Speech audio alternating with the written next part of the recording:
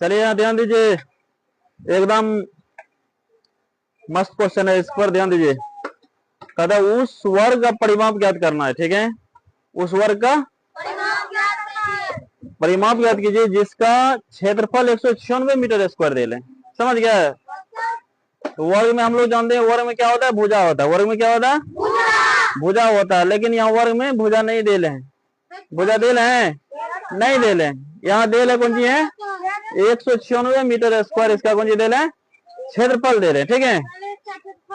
तो सबसे पहला नंबर हम क्या करते हैं, एक वर्ग बनाते हैं। क्या कहते हैं, एक वर्ग बनाते हैं।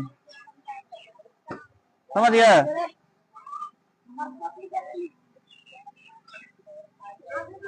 वर्ग बन गया, यहाँ ध्यान दीजिए, वर्ग बन गया।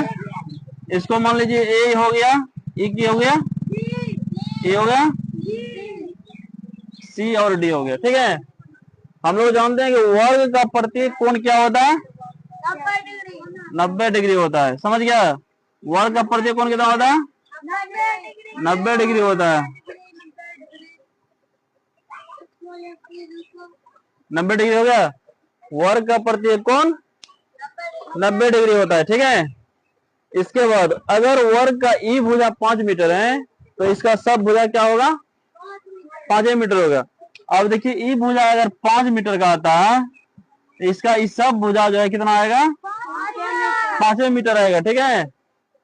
अब इन्हें 5 मीटर है तो ये अलग हो जाएगा, नहीं होगा। वर्ग का प्रत्येक भुजा 5 मीटर होता है, वर्ग का प्रत्येक कोण 90 डिग्री होता है। समझ गया है, ये ध्यान में रखना है।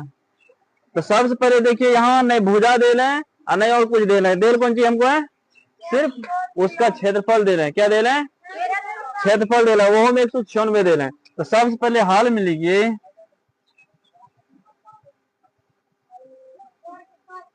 वर्ग का क्षेत्रफल। वर्ग का क्षेत्रफल क्या हो जाता है, 196 मीटर, 196 मीटर स्क्वायर, ठीक है। वर्ग का क्षेत्रफल कितना दे लें, 196 मीटर स्क्वायर है। तो हम लोग पढ़ेंगे सबसे पहले जब क्षेत्रफल दिया रहे, समझ गया, जब क्षेत्रफल दिया रहे तो उसको क्या करेंगे हम, सबसे पहले अंडर रूट कर देंगे। क्या करेंगे, अंडर रूट करेंगे। तो वर्ग का जब भुजा निकालना है तो भुजा तो नहीं दे लें, भुजा दे लें। वर्ग के भुजा निकालना है तो इसको क्या करेंगे, अंडर रूट क्षेत्रफल कर देंगे, ठीक है। अब देखिए 196 अंडर रूट आ जाएगा। समझ गया, अंडर रूट कितना आ गया, 196।